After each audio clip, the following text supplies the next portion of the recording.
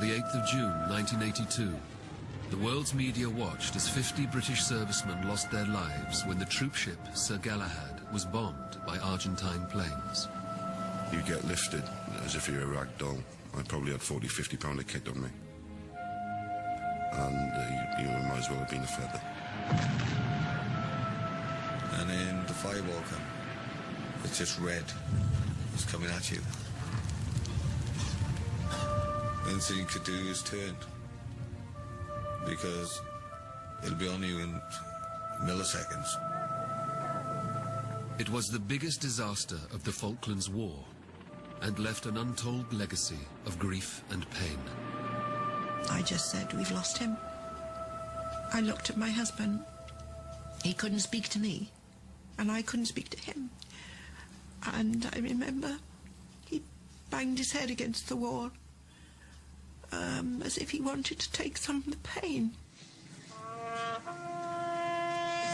Hundreds of servicemen and their families were left emotionally and mentally scarred. It's very difficult. You have a wound in your arm, you say, oh, that's bad. And you look at it, but you can't see the wound that these boys are suffering from. Tonight, the survivors tell the story of the bombing of the Galahad and how, a quarter of a century on, this act of war continues to shape so many lives.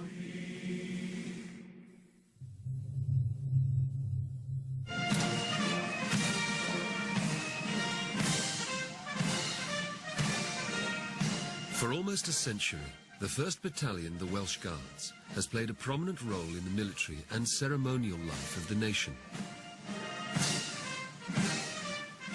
Ian Dale from Pontypridd was just 17 years old when he joined the Welsh Guards.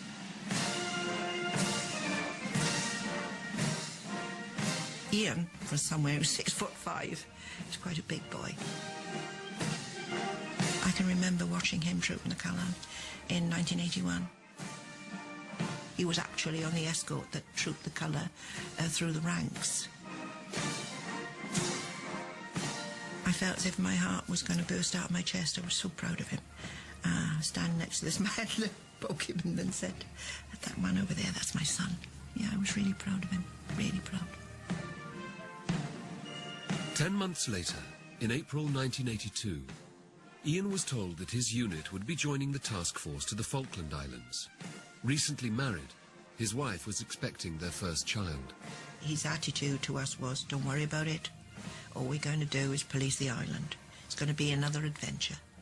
That's what he said. The army gives you adventures in your life. And he said, this is just going to be another one for me, Mum. And I'm looking forward to it. He said, I'm married, Debbie, and I'm going to be a dad. And I'm going to have a big adventure.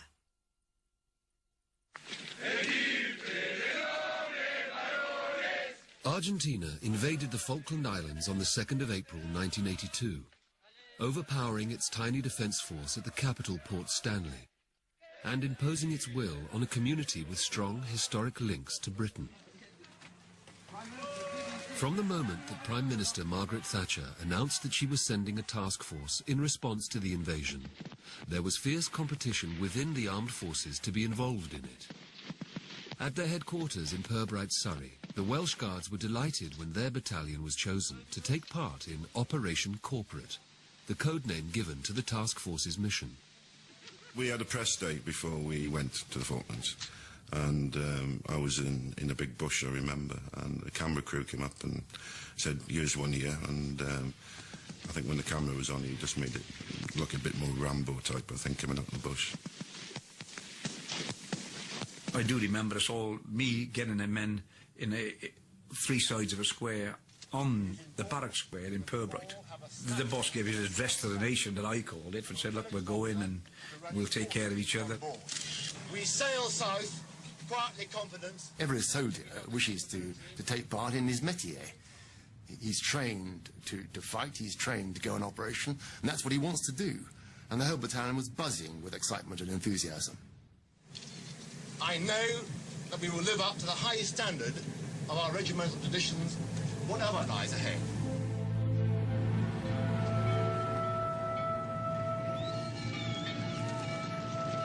The task force left British shores amidst scenes of patriotic fervour. It was an exciting time. It was, because the whole country was buzzing for us to go down here and recapture the Falklands, and so everybody is quite proud that we were going. It was quite a. That's what you trained for. That's not necessarily what you joined for, but the opportunity came along, and I think nobody in their right mind was going to turn it down. The Welsh Guards travelled on the QE2, which had been requisitioned as a troop carrier. No better way to go to war on a QE2, I suppose. It can't get better than that, but yeah, I mean, all the carpets were boarded over and certain things were protected and all that, but it was still a very nice ship. It was nice, we go down into the cabin, somebody that pays thousands of pounds to go on there, and there we are. And eating their food as well. Not army food, proper food. Ian Dale's family were among the crowds on the quayside at Southampton to wave him off. It was a happy day because the bands were playing and everybody was waving and cheering, but my husband and my son were not happy because they knew that things can happen in war. But for Debbie and I, it was not going to be a problem. He was going to go out, as he told us, to police the island, and that's what he said, and that's what we believed, thankfully, because at that time I didn't know that within a very short time I would lose him. The Falkland Islands are 8,000 miles from the UK, off the southernmost tip of South America. For the task force, it involved a 4-week journey into the unknown. I think initially we all looked at it as a bit of an adventure, and we all thought that probably it would not result in the war that it did result in. And we thought we'd sort of set sail, get halfway down it to Ascension Island, the whole thing would be resolved, and the governments would, between themselves, resolve it, and we'd turn back and come back. Pick a point, out to sea! The troops travelling south spent their time in intensive training. The prospect of war still seemed a long way off. Cock the weapon, it's not cocked, pull it right out. Recock it, come on, get it out, pull it on. It wasn't cocked, was it, Slider? I don't think anybody has got a sense of what it's going to really be like. It's impossible. You can't recreate it even on a training exercise. In reality, you don't know what the enemy's going to do. They do what they want to do, and you have to react. Don't arm the weapon unless you're actually going to fire it. Okay, turn to your front, fire! I think it really hit to me that, hang on a minute, I'm actually going to go to war, was when they give you cards to say, what do you do if you're taken prisoner? We don't get many of them on guard duty at Buckingham Palace. So when we had these cards, then I thought, well, hang on a minute, it's getting a bit serious now. A vital component of the flotilla sent to the South Atlantic were the vessels of the Royal Fleet Auxiliary. Among them was Sir Galahad, whose job was to resupply the fighting ships with food and fuel, and to transport troops and equipment.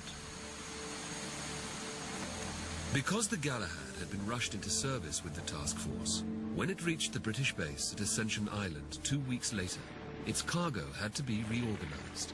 A lot of the stuff that we had was wanted by other ships, and the same with the troops. It was all moved around in a horrendous operation, which lasted 4 or 5 days. We eventually sailed from Ascension Island, I think it was on the 21st of April, bound south for the Falklands. Days later, the danger and unpredictability of the British mission was hammered home when HMS Sheffield was crippled by an Argentine missile, with the loss of 20 lives.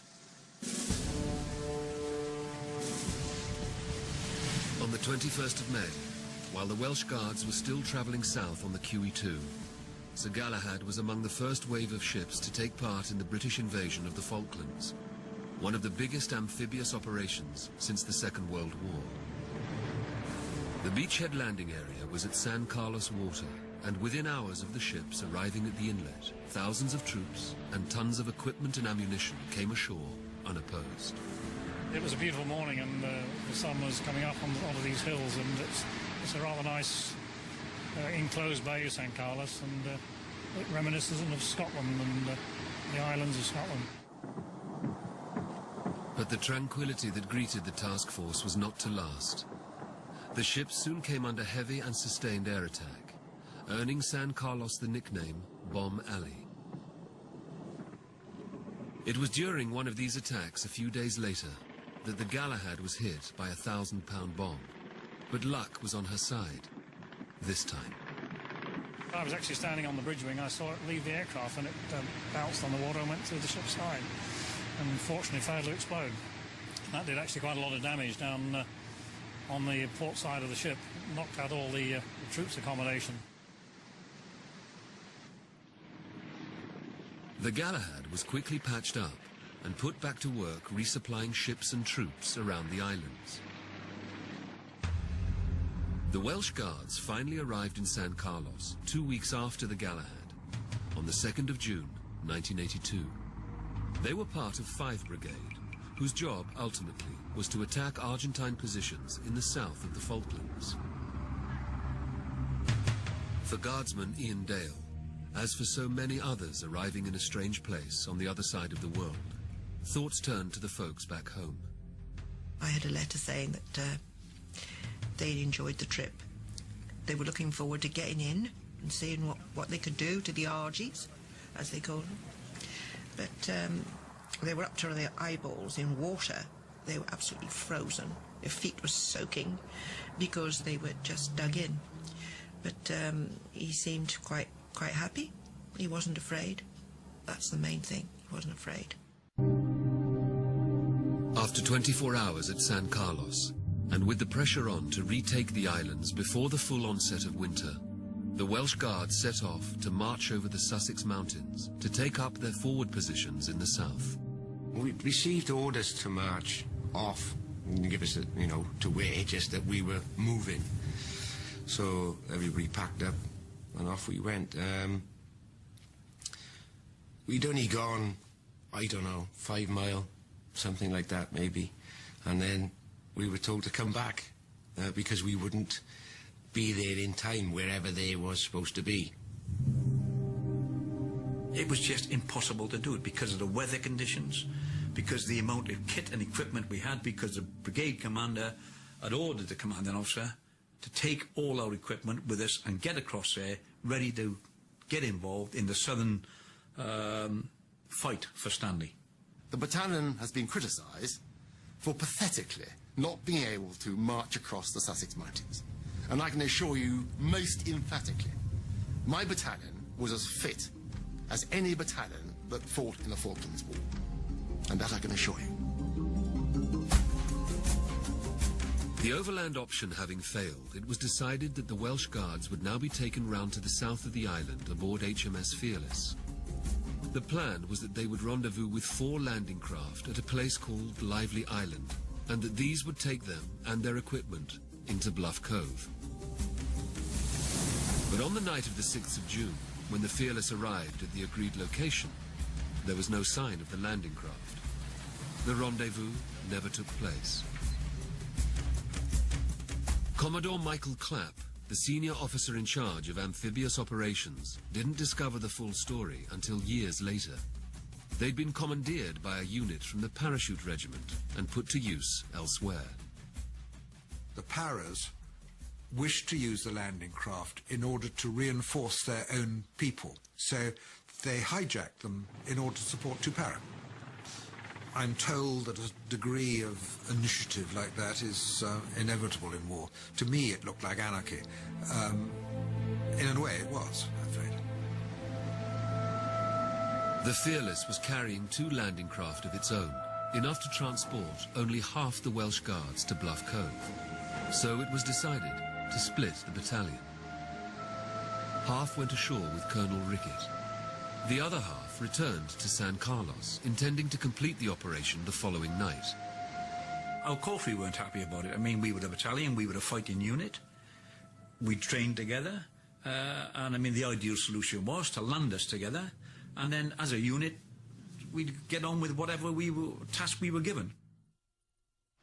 walked halfway to Stanley a couple of nights before, and we had to turn back. Now we've got to this point, and now we've got to turn back again. You know, I mean, frustration and disappointment set in at that point. In fact, the success of the entire British mission was hanging in the balance. Argentine hits on important warships like HMS Antelope made Task Force Command review its strategy. It was decided that HMS Fearless shouldn't be sent on any more dangerous missions, taking troops to forward positions. And so the plans to move the Welsh Guards changed again. They were now transferred to the more vulnerable Sir Galahad, a ship the military planners were willing to risk. It's not like you get disappointed or anything. It's just, oh, well, we're doing this now, or no, we're not doing that now. Military life is, I suppose, enduring conflicts, is more of an organised chaos than anything else. Late on the night of the 7th of June, while the Welsh Guards were asleep, the plan to reunite them with the rest of their battalion changed yet again. Sir Galahad was ordered to deliver the troops not to Bluff Cove, but to the nearby inlet at Fitzroy. It was assumed that they would march to join up with the other half of their battalion at Bluff Cove, using a bridge that had recently been repaired. But that night, nobody told the Welsh Guards aboard the Galahad of this change of plan. It thundered round the bottom at best speed, and we'd arrived off the entrance to Fitzroy. It was just starting to get light. We could see the hills over Stanley, and it was getting them in the weather was actually lifting at the time, and so the visibility was pretty good. Sir Galahad was now out of direct radio contact with Task Force Command back in San Carlos. As dawn broke, it was obvious that with the weather rapidly improving and very little air defense, the ship was dangerously exposed. Well, I thought to myself, we shouldn't be on here. We should have been off at night. Didn't expect to be on any light at all. That was frightening, because they're sitting targets and you can't do anything. A Marines officer, Major Ewan Southby Taylor, was in charge of landing craft operations at Fitzroy.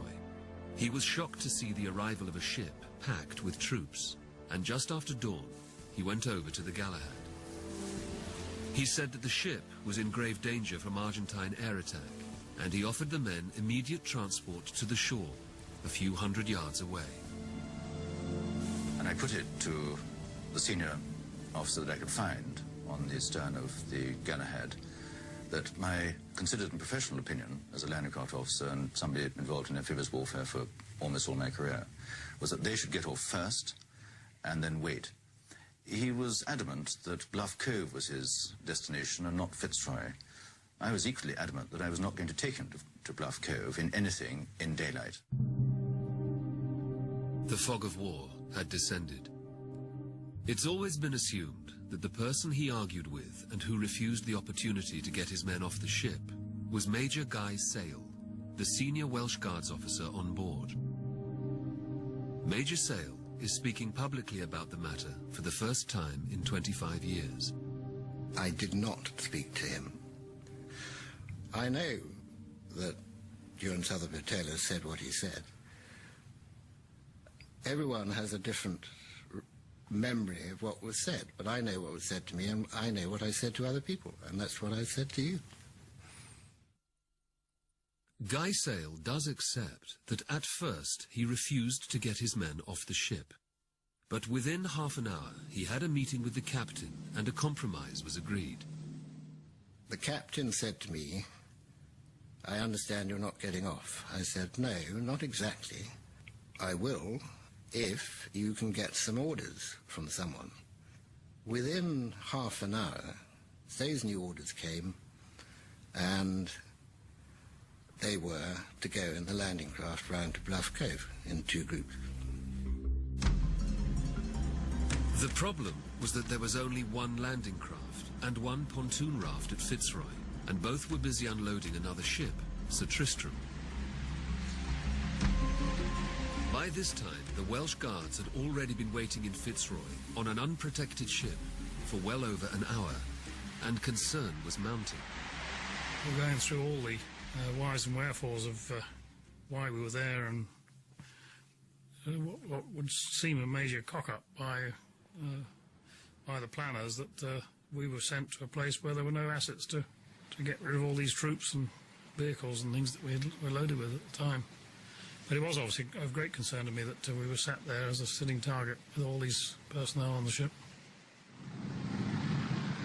The headquarters of 5th Brigade, of which the Welsh Guards were a part, was just a few hundred yards away on shore. But they weren't expecting the Galahad, and they had no plan for getting the guards off the ship. It was a whole chapter of little accidents which, when you're 70 miles away, 80 miles away,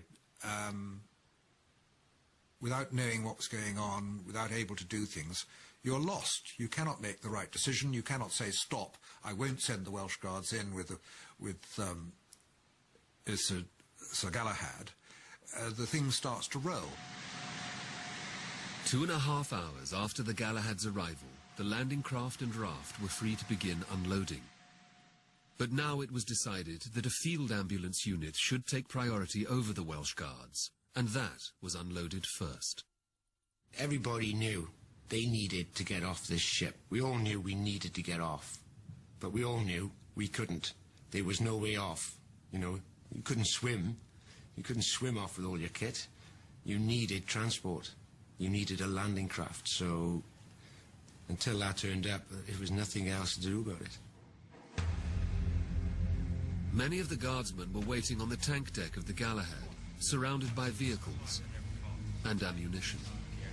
We were below decks, and we were there all day. We knew it was daylight, obviously, but we were in an enclosed space.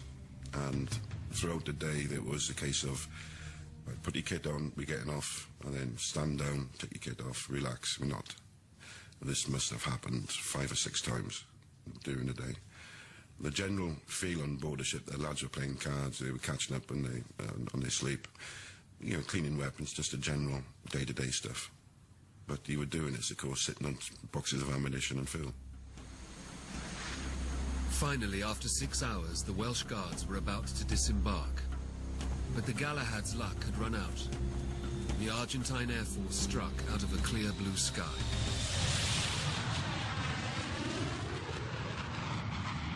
There was suddenly this roar, and I looked up and saw the bottom of 5 aeroplanes, or even 6.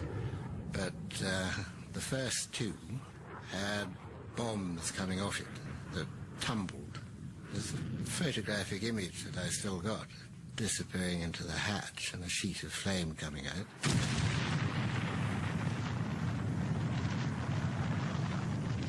The world turned orange. You get lifted as if you're a rag doll. I probably had 40, 50 pound of kit on me. And you might as well have been a feather. I was standing here. It turned that way to look to your left where the explosion come. And 5 would just hit me on the left-hand side. The air in your body gets sucked out. It's not a case of you hold your breath. You haven't got any breath to hold. You're flying in all things. Every bone is rattling. Every nerve is getting hurt. That's all you could hear when it hit you was sort of a Russian noise. And to my left were all the mortar platoon. They took the full force of it. I found myself in a heap of bodies, men, live men. I was on top of some people on top of me. And the heap that we were in, the higher up in the heap you were, the more burnt you were. I was very fortunate that the blokes that were in front of me took some of the blast. I realised that we'd been hit pretty badly, and I decided that my best course of action was to get everybody out from down below onto the upper decks. And so I made a pipe on the ship's broadcast to abandon ship. For the first 10 seconds, There's panic. After that, reality sets in what's happened. And then the professionalism sets in. And then everybody getting on top as fast as you can get it. That's when they all started coming out of the doorway. Everybody was burnt, smoking, you know, fire clothes all burnt. Well, you know, you could see her in a pretty bad way, like, and they just piling out of this door. And it was like no room, like, you know, it's horrendous, really. About 30 seconds after we got out onto the tank deck for the third time, after getting everybody up, a big explosion happened. That was the ammunition going up. That was the vehicles down there going up. And then we knew when there's no going to go back down because everybody gone. It's a horrible feeling. The very first feeling you get is, thank God it's somebody else and not you. And as soon as you think it, you regret it, because then somebody else is with your mates. Just around the inlet at Bluff Cove, the commanding officer, Johnny Rickett, and his regimental sergeant major, Tony Davis, had no idea where the other half of their men were. I remember very well. And the emotion comes back now. That I grabbed Tony, we got on the motorbike, and we could see this plume of smoke coming off a ship. One of two ships were actually in Fitzroy Harbour. We didn't actually know that all our guys were on that ship when it was bombed. We didn't even know our guys were on the ship. In my heart of hearts, when I saw that ship had been hit, I don't know if it was premonition, but I knew there were Scotsmen on board that ship. Both ships were burning, the Tristram and the Galahad. The lifeboats were taking some of the men ashore. You could say it was chaotic, but it was organised chaos in a way, because once the boys had got off the ship and once they were getting into the shore, there were lots of help. The field ambulance was ashore. They were administering first aid and, you know, morphine and helping the guys that needed help. Lots of good things were happening, but it was pretty horrendous. Because the injured were quickly transported to many different ships and field hospitals to be treated, it took days to establish the extent of deaths and injuries. Friday we were told that he was missing, and it was Saturday evening, about 4 o'clock, 4:30, 5 o'clock, when actually the army came to the door, and that's when they said, although there is no body to prove that your son is dead, we have to assume that he is, because we cannot find him. I just said, we've lost him. I know he was missing, but I knew that we wouldn't see him again. And I looked at my husband. He couldn't speak to me, and I couldn't speak to him. And I remember he banged his head against the wall, as if he wanted to take some of the pain. But you can't take that type of pain away. It's not easy.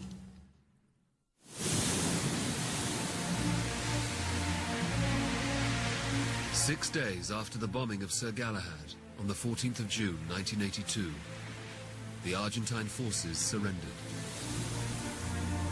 Lance Corporal Anthony Burke, Lance Sergeant James Carlyle, Guardsman Ian Dale. With the rest of the task force celebrating victory in the Falklands, the Welsh Guards returned to Fitzroy for a memorial service.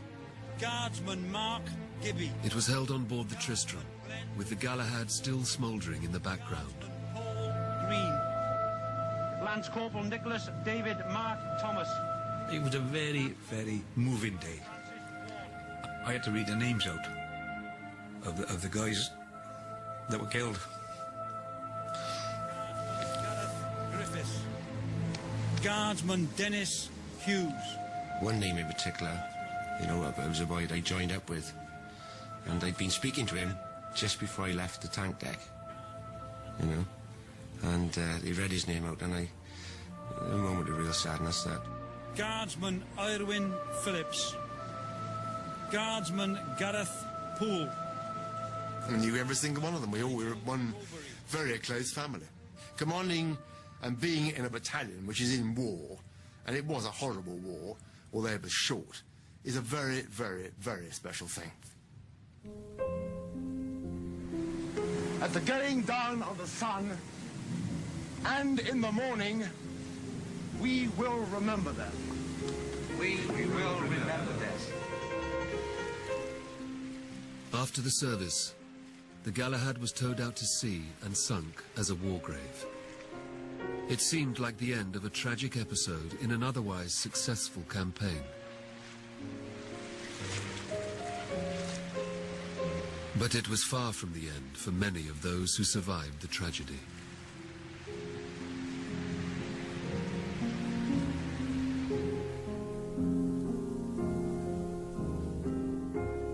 We landed at Norton when we got back, and just before we landed we got told that there was a large reception crowd down there. When we got off the plane we were to salute Prince Charles and shake his hand, and I was quite surprised to see my parents and my sister there, and they come basically to drive me home to Carmarthen. From Carmarthen, our small town in West Wales, there's 3 of us on the ship, and 2 of the boys died. Irwin Phillips I was in school with, we joined up together, and I was 10 yards away from him. First thing he did when he came off the plane, which he was shocked to see us, was pulled a photograph of Irwin out of his pocket and said, "Look at this, Mum." So it was, you know, it was on his mind then, which I didn't realise at the time. We were so glad to see him, obviously. Where's that going to today? We got a fast command.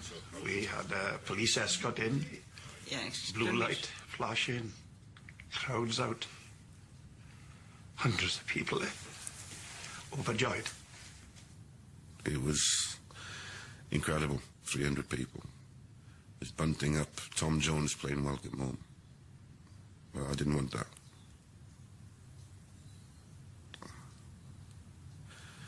Irwin lived less than a mile away from the house. His parents are there. As much as I understand these people's good intention, the only thing going through my mind is what if his parents see this? He had lost close friends. He'd seen horrific things. And he didn't want to share it. And he felt that nobody knew what they'd gone through. So he just kept it all bottled up. I thought it was grief and a guilt feeling that he was alive and the others had died. And he somehow felt responsible. The emblem of suffering and shame. In the months following the Galahad incident, the grief and mourning of some families gave way to anger. Shirley McBride was in the forefront of a campaign for a public inquiry. They weren't led correctly. They're guardsmen. They rely on their officers to bring them through, to show them what's right and what's wrong. Well, we don't think they were. We think that there was a definite cover-up. They just were left on that ship too long. We wanted somebody, the government, anybody, to explain to us, as mothers and fathers, why were they left there for 6 hours in broad daylight? I think the Ministry of Defence didn't help us, and when I say us, I'm talking about the Welsh Guards, by virtue of the fact, and they still do it today, they keep their mode of silence. There was nothing to hide. There is nothing to hide. It was a balls up. 7 different things all culminated in the bombing of the Galahad. There's no doubt about that. There was nobody to blame, no one person to blame. And they should have said that publicly. And had they done that, A, it would have helped the Welsh Guards, and B, it would have helped, equally as importantly, the parents and the loved ones of those that were killed on that ship. Shirley's son, Ian Dale, didn't come home from the war. His body was never found, and she was left to come to terms with an aching loss. He had no notion that he was not going to come back to everything that he had, and he had so much in his young life, and he had a baby that was coming. He was going to be a dad. He was so happy. Gareth was christened, and my son Philip was godfather to him. And I can remember looking at him, and I remember how much I cried, because I knew my son should have been there watching his baby.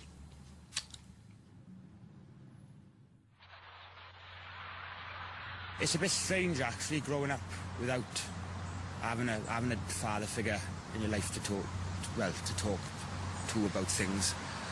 And there's a lot of times that I think, what would it be like if he was here? My nan's coping over the years with the support of, obviously, the rest of our family. You know, she's coming to terms with things, like, but it's not nice for any family to go through, really. For years after the Falklands War, Derry Price was deeply troubled by his experiences on the Galahad. In 1995, he was interviewed for a BBC programme about his inner turmoil. I feel myself that I've been on that ship since 12 years I've spent on that ship, and I haven't been able to get off. I told the doctor, I said, I'm having nightmares. He said, yeah, you know, well, that's not unusual. I said, yeah, but I called them daymares, because it's like a nightmare in the daytime with your eyes open, and it's bizarre. And so and you can't stop it. You know, it's not like you can wake up from it because you're already awake, you know. So the incident plays through in the daytime with your eyes open. It gets you. It does get you. Derry was tormented by these flashbacks to the Galahad and what he witnessed on the 8th of June 1982. He began drinking heavily, and his first marriage fell apart. I was doing some tiling in the kitchen, and I snapped a tile. You know, it's nothing too drastic. I just went straight over the edge. I just picked up a hammer and smashed the kitchen up. It's a confusing state of mind, really, and with that confusion, it becomes anger, you know. So, yeah, there was a lot of anger built up, you know, and it could show his ugly face at a split second sometimes. Over the years, Derry has seen the Galahad continue to take a heavy toll. In 1995, he attended the funeral of his friend, Simon Skinner, who died after a fall. Simon and me were the gun team, you know, during the conflict. But I did hear that he'd had problems and they were ongoing. I think for Simon things were worse than they were for me. But I think he drank more, and the drink got hold of him as well, which didn't help matters. You could say, really, that emotionally, Simon has been bleeding to death for 13 years. 50 men, mainly Welsh guards. There has been a lot of suicides in the regiment since the Falklands, and since people have left, you know, considerable time after. And it's still ongoing now. I think, on a whole, I think it's something 10, isn't it? 10 a year suicides, which is it's high. There are no official figures to support this claim, but based on their own experience, many Falklands veterans believe that the number of premature deaths among their colleagues is significant. As the years passed after the conflict in the South Atlantic, Andy Jones became increasingly aware that he too had serious mental and emotional problems. You had survivor's guilt, but, you know, it was much more than this. It was sitting alone in the dark for hours on end, crying, going outside, looking at the stars, crying, and It was getting worse as each year was going on. I think the longer you lived after the incident, the harder it was, because your mates weren't there. Like. Andy struggled with his condition for over 20 years until he discovered that it had a name: post-traumatic stress disorder. With PTSD, people think there's one person suffering with PTSD. There may be one person suffering, but there's more than one victim. And the victim in this case was my wife and children. You gotta wait for the noise guy. He's a Roman, isn't it? It affects other people, my family, my friends. And I don't want it to. You know, if it's going to hurt somebody, then come and hurt me. Don't hurt other people. But unfortunately, that's the way it does happen. The feeling of helplessness is one of the worst feelings, I think, for me and Merlin, is not being able to help, and we want to help so much. But you've got to pull back when he's in a bad place. You just got to sit there quietly and wait until he wants to talk. It's very difficult. You have a wound in your arm, you say, oh, that's bad. And you have a look at it, but you can't see the wound that these boys are suffering from.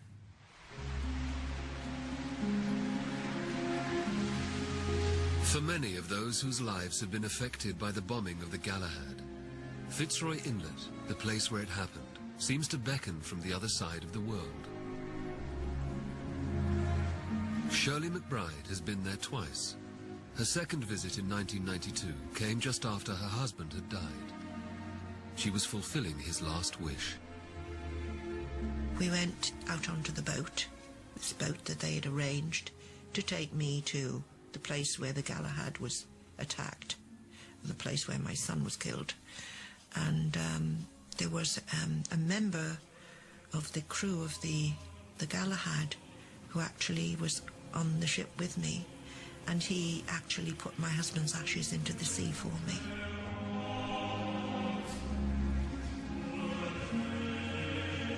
At least I feel that my son symbolically has somebody with him now, so I can stay and be a mother for my son that I have left, and my husband will be with his other son. Maybe that's the way it's supposed to be.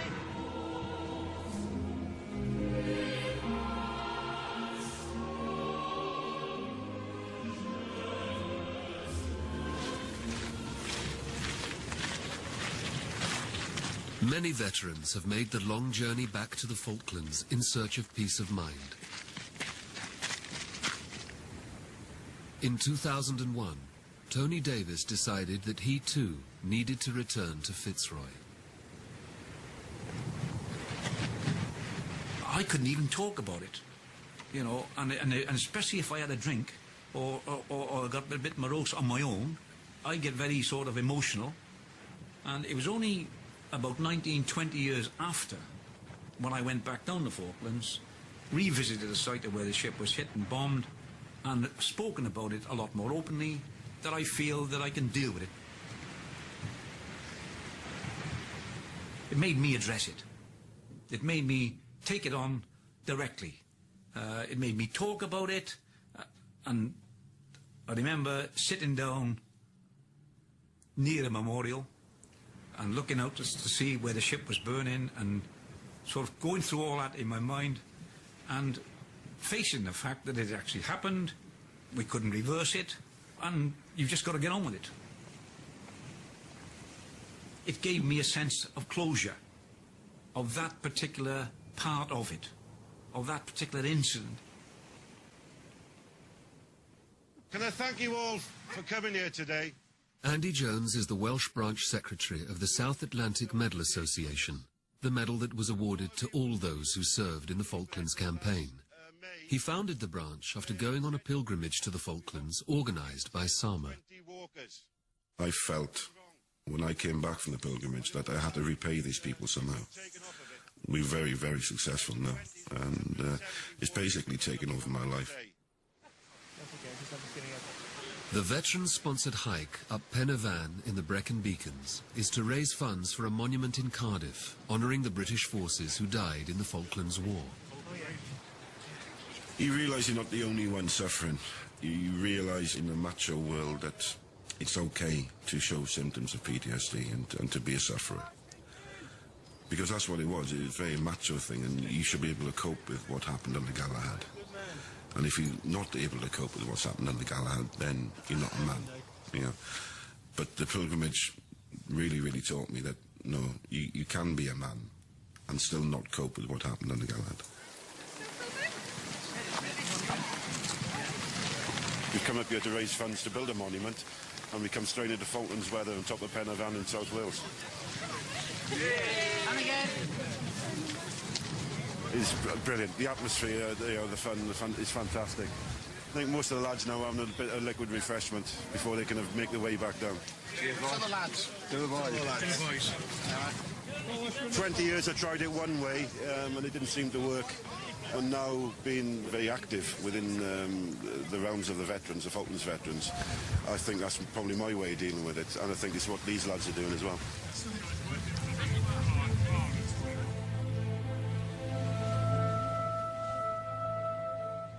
After years of struggling alone with his demons, Derry Price eventually sought medical help. His psychiatrist suggested that he try to express his thoughts and feelings in writing. In the beginning, when I first started writing stuff down, it was rubbish. I was just emptying my head onto paper. But then you dig deeper in yourself and you start exploring what it meant to you personally, to lose your friends and things. I wrote it down in private and kept it secret. Had it locked away in a case. That was mine. Put it up in the attic. Because it's your innermost feelings, and I didn't want anybody else to see how I felt. I wrote for 2-3 years, and I never went back to them for about 6 months, maybe. But I knew it was always there. And I decided that because it was there, I had to get rid of it. I had all my pain, all my anger, all my frustration on these pages in this suitcase, and it had to go. And I thought, I'll check it out. I thought, no, I can't. Perhaps somebody will find it and read it. But I didn't want that. So I decided to burn it. I felt like I'd exercised a lot of the grief that I'd accumulated over the years. From lurching from one situation to another and various other things. And so I just watched it go up in smoke. It was great. I felt that this whole thing had started with fire, was the main thing, so it would end with fire.